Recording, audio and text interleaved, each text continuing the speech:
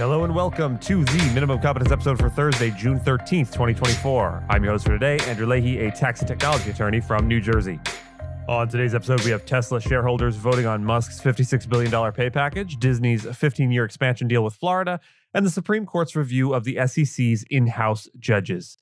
Let's remember, it always seems impossible until it's done, and by that I mean today's legal news. On this day in legal history, June 13th, 1966, the U.S. Supreme Court delivered a landmark ruling in Miranda v. Arizona, fundamentally transforming the criminal justice system.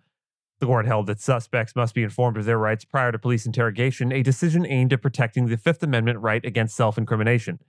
This ruling introduced what is now known as Miranda rights, which include the right to remain silent, the right to an attorney, and the warning that anything said could be used in court. This case arose from Ernesto Miranda's conviction based on a confession obtained without these warnings, which the court deemed unconstitutional.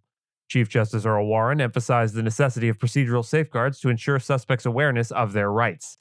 This decision has since become a cornerstone of American legal procedure, significantly influencing law enforcement practices nationwide. The Miranda warning aims to prevent coercion and ensure fair treatment, highlighting the importance of individual rights within the justice system. Today, Tesla shareholders are voting to approve Elon Musk's $56 billion pay package and relocate the company's legal home to Texas. Musk announced on social media that the pay package and relocation were passing by wide margins. Approval of this substantial pay deal could alleviate investor concerns about Musk's future at Tesla and support the company's efforts to reverse a court decision that voided the pay package.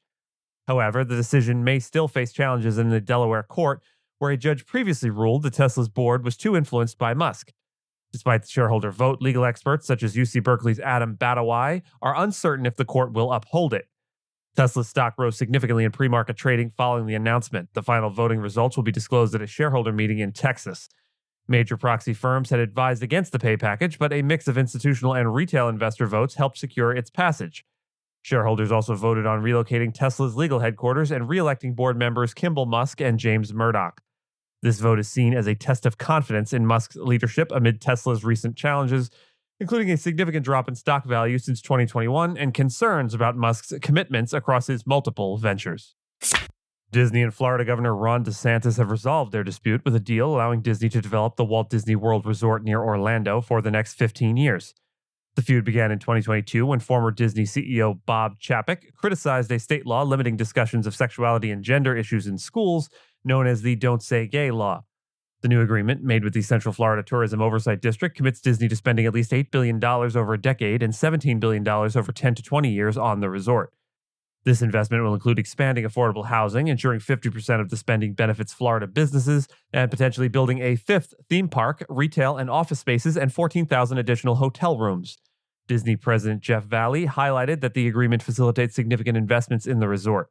This deal follows a settlement in March to end a lawsuit over control of the special district encompassing Walt Disney World. The U.S. Supreme Court is set to rule on the constitutionality of the Securities and Exchange Commission's, or SEC's, use of in-house judges for adjudicating enforcement actions. This decision could have significant consequences for other federal agencies that employ similar systems. The SEC employs administrative law judges who handle cases referred by the agency's commissioners. These judges conduct hearings, issue subpoenas, and make initial decisions on sanctions, which are then reviewed by the commissioners. This process is generally faster and more specialized than federal court proceedings. The challenge originates from George Jarkissi, a hedge fund manager fined by the SEC in 2013 for securities fraud. Jarkissi contested the SEC's in-house system, and the Fifth Circuit Court of Appeals ruled in 2022 that these proceedings violate the Seventh Amendment's right to a jury trial. This ruling has prompted the Supreme Court to review the case. During a November hearing, the Supreme Court's conservative justices expressed doubts about the legality of the SEC's in-house system, particularly its exclusion of jury trials for fraud charges. Chief Justice John Roberts questioned the constitutionality of depriving individuals of a jury trial based on the government's decision.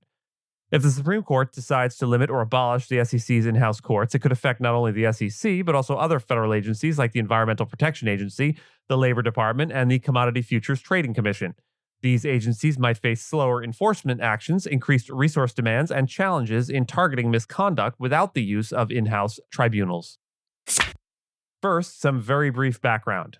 Qualified immunity is a legal doctrine that shields government officials, including law enforcement, from liability for civil damages unless they violated a clearly established statutory or constitutional right. It is intended to protect officials from lawsuits over actions taken in their official capacity, provided their conduct does not violate clearly established laws. Recently, the Sixth Circuit Court of Appeals told the Ohio Attorney General to stop blocking a ballot initiative aimed at ending qualified immunity. This initiative arose from widespread public dissatisfaction with various forms of immunity that often protect government employees from lawsuits. Ohio residents have been trying to place a measure on the ballot to eliminate these immunities. However, the Ohio AG, David Yost, has repeatedly refused to certify the proposed amendment, preventing it from advancing. Ultimately, we'll have to see what Ohio decides, but this development could pave the way for similar initiatives in other states. If Ohio successfully places the measure on the ballot and it gains voter approval, it may inspire activists and lawmakers in other jurisdictions to pursue comparable reforms. The outcome in Ohio could set a precedent and generate momentum for a broader movement to reassess and potentially limit qualified immunity across the United States. And with that, I thank you so much for listening to Minimum Competence, your daily news podcast for lawyers. If you're looking for more than Minimum Competence, links to further reading on all the topics touched on today are in the show notes. And reviews go a long way towards helping new listeners to find our show. If you have a moment, you can leave a rating or review on your podcast player. We'd sure appreciate it. And if you know someone that might be interested in a story we cover, consider sending them the episode. But remember, nothing here should be construed as legal advice because it is certainly not that. And Minimum Competence is available at minimumcomp.com and wherever you get your finely crafted podcasts. If you haven't checked out the website in a while, give it a look. There are complete transcripts and resources for each episode and its corresponding segments, as well as an opportunity to receive new episodes in email, newsletter, form. We'll see you back here tomorrow, and until then, remember, resentment is like drinking poison and hoping it kills your enemies.